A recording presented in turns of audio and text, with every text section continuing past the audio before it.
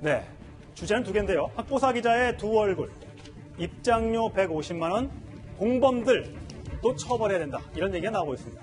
성착취 동영상을 무차별적으로 유포한 텔레그램 단체방 N번방 사건의 핵심인 운영자가 붙잡혔는데요. 이렇게 얘기했습니다. 들어보시겠습니다. 회장을 왜 그렇게 협박한 거예요? 범인 인정하시나요? 한마디만 해주세요. 한마디만 해주세요. 자, N번방의 사건. 참 어려운데요. 자, 승현님. 네네. 사건을 좀 개요를 소개해 주시죠. 사실 국민 여러분께 설명드리기조차 좀 무거운 이야기고 참담한 이야기인데요. 이제 옛날에 혹시 기억나시는지 모르겠지만 웹 카르텔이라 그래서 어떤 웹상에서 그런 어떤 불법 동영상이 많이 이제 움직여졌는데 대한민국에서 굉장히 적극적으로 사정당국이 그걸 단속했습니다. 그래서 웹에서 어디로 넘어갔는가 하면 보안이 좀 강화된 이제 SNS로 넘어갔는데요. 저기가 제일 처음에 어떻게 됐는 방인가 하면 제일 처음에 이제 국민들 여러분들께서는 뭐 많이 들었겠지만 가까시라는 사람도 있고 왓치맨이라는 사람도 있고 이제 박사라는 사람이 있는데 원래 제일 처음에 가까시라는 사람이 저는 어떤 불법 동영상을 만들어 놓은 어떤 인터넷 방이 있었는데 SNS 방이 있었는데 그걸 왓치맨이라는 사람께 넘기고 마지막에 이제 박사라는 사람이 이 방을 받았는 거예요. 어렵습니다. 예. 흔히 말해서 분양을 받았는데 예. 이 박사라는 사람이 이 분양을 받고 난 다음에 가장 악랄하게 미성년자의 성착취 동영상을 올렸기 때문에 예. 그런 동영상을 본 그 많은 사람들 뿐만 아니라 지금 그런 동영상을 올렸던 여러 공범들에 대해서 국민들이 제가 도루기 전까지 아마 그 국민청원 게시판에 보니까 이 사람들에 대한 신상을 공개하라. 그게 거의 120만 정도가 넘었기 때문에 국민들의 공분은 가장 크게 지금 일어나고 있는 사건이라고 보입니다. 자, 김태현 변호사. 네. 자, 이게 보니까 멀쩡한 사람이었어요. 지역의 한 대학의 학부사 기자로 활동을 했다고 하는데 네. 20대밖에 안 됐고요. 네. 근데 저런 방을 운영을 해서 여성을 착취하고 회원들을 또 협박하고 아주 좀 어떻게 보면 지독하고 악랄한 수법을 사용했더라고요. 범죄를 저지르는데 무슨 뭐 대학생은 뭐 대학생이건 일반인이건 번듯한 직업이 있건 없건 뭐 이게 뭐 차이가 나는 건 아닌데 예. 그래도 이런 악랄한 범죄를 저지르는 사람이 지금 멀쩡하게 지금 대학을 다니고 있는 거기다가 어쨌든 뭐 공식 언론에는 학부사긴 하지만 대학 내 대학 신문 기자 아니겠습니까? 예. 그러니까 나름대로 공적 의식이 있는 사람임에도 불구하고 이런 악랄한 범죄를 저질렀다는 데 대해서 저 사람이 이제 신원이니까 얼굴은 아니지만 뭐 하는 사람이다라는 어떤 그런 것들이 좀 공개가 되니까 주는 충격이 조금 더 더한 것 아니겠습니까? 그렇습니다. 근데 문제는요. 이 불법 동영상, 미성년자까지 포함된 불법 동영상을 정말 많은 사람들이 봤다는 겁니다. 최소 10,000명에서 3만 명까지의 회원이 있는 것으로 지금 알려지고 있는데 최진봉 교수님. 예. 이렇게 그런 것들을 봤던 사람들이 많다?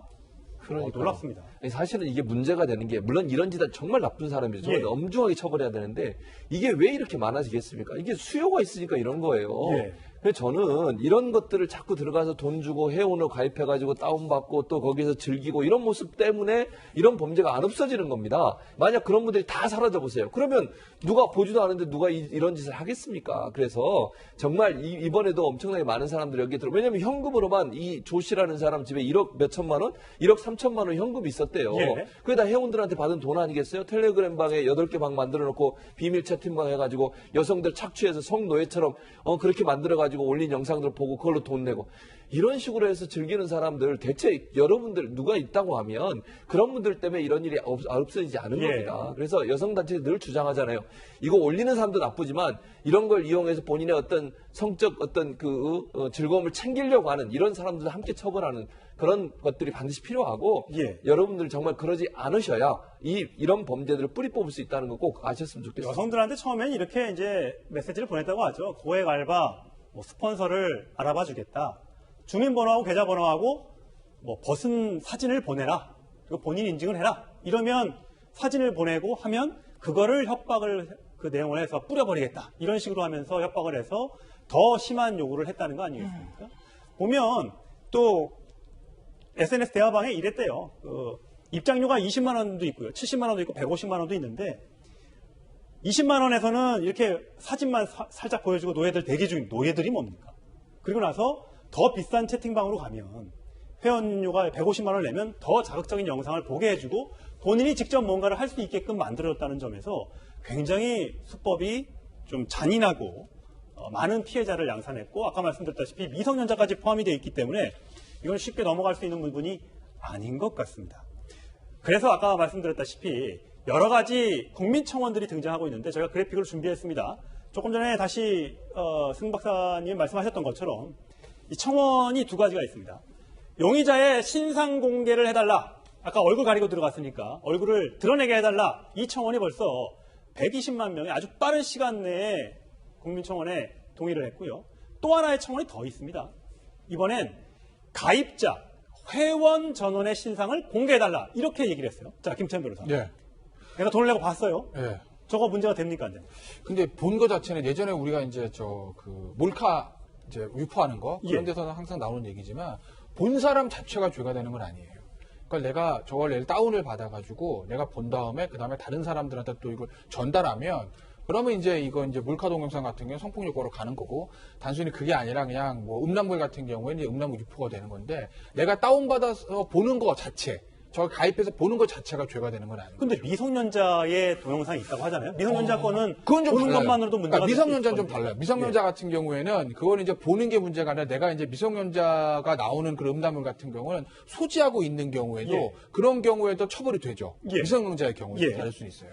뭐 여기서 한 가지만 조금 더 말씀드리면 이 동영상이 다른 동영상하고 좀 다른 게 아까 앵커님께서 말씀 주셨다시피 방해 등급들이 나누어져 있는 거예요. 근데 제일 처음에 이제 흔히 들어가서 맛배기로 보려면 그냥 맛배기 영상을 보고 난 다음에 일정 부분이 20만 원이면 20만 원을 내면 기본적인 어떤 그 노예와 같은 그런 사진들을 볼 수 있고 조금 더 되면 70만 원이면 조금 더 높은 150만 원이면 더 높은 단계를 볼 수 있기 때문에 가입하는 사람들이 이 동영상에 대해서 어느 정도 미필적 고의가 있다는 거죠. 예. 이게 미성년자라도 우리가 흔히 말해서 일본이나 미국에서 합법적인 그런 어떤 영상물이 아니라 이거는 정말 미성년자의 성착취를 위해서 만들어진 악의적인 동영상에 예. 지금 들어가는 사람들이 그렇게 동의하고 인지하고 봤다면 모르겠습니다. 그 부분에 대해서 그는 사정 당국에서 입증해야 되는 부분인데요. 예. 분명히 미필적 고의로 들어갔다면 적어도 공모공동정범이라는 개념도 있고 방조범이라는 개념이 있기 때문에 그 부분에 대해서는 사정 당국이 분명히 따지고 넘어가야 되는 대목이 예. 있다라고는 보입니다. 요즘에 저 관련된 기사의 댓글들을 보면요. 저도 잠깐 들어가서 영상을 살짝만 보고 왔는데 저도 처벌받나요? 뭐 이런 등등의 글들이 올라와 있는 걸 봐서는 정말 많은 사람들이 이 동영상들을 보고 갔다는 얘기가 되거든요. 굉장히 그 피해자 입장에 수치스럽고 걱정이 될 수밖에 없을 것 같아요. 그러니까 지금 보시면 회원 수가 10,000명에서 3만 명이라는 거 아니겠어요? 예. 그러니까 이제 저거를 이제 본 사람들 숫자가 최소 10,000명에서 3만 명이 된다는 거고 뭐 이제 그 본 사람들의 이제 가담 정도에 대한 처벌 같은 거 하려면 저 3만 명 다 조사해야 된다는 얘기거든요. 그렇죠. 그러니까 사실 제가 물리적으로 쉬운 건 아니에요. 현재. 예. 그러니까 이론적으로는 뭐 방조범도 가능하고 다 가능한데 근데 저는 현실상 저 3만 명을 다 불러서 조사를 해서 예를 들어서 유포한 사람이라면 얘기가 달라지는데 단순히 이제 영상을 이쪽에 구매라고 봐야 되겠죠?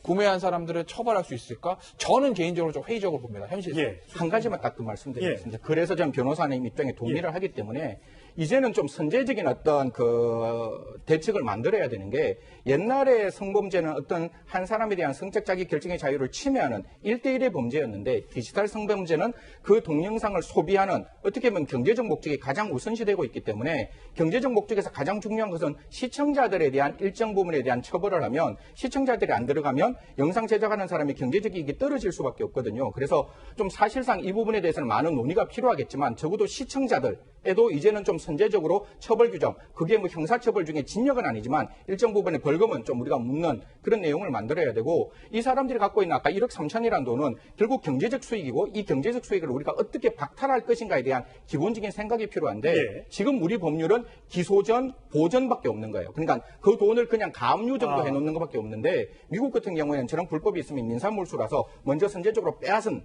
그런 어떤 내용이 있고 미국 안에서는 사실 제가 봤을 때 밥 숟가락 하나도 빼앗아가는 그런 어떤 몰수 제도를 보고 있기 때문에 저런 정말 미성년자를 대상으로 정말 입에 담을 수 없는 흉악한 범죄를 저질렀다면 그들이 갖고 있는 어떤 경제적 수익에 대한 박탈을 정말 사정당국에서는 명확히 해주시길 부탁드리겠습니다. 네. 자, 신상 공개 지금까지 여러 사람을 해왔습니다만 주로 이 성폭력이 아닌 이 좀 흉악범들에 대한 신상 공개, 얼굴 공개가 있었습니다. 이번에 과연 이 성범죄자에 대해서도 이렇게 얼굴을 공개할 수 있는 여건이 될 수 있을지 조만간 경찰이 회의를 열어서 결정을 한다고 하니까 그 결과를 지켜보도록 하겠습니다.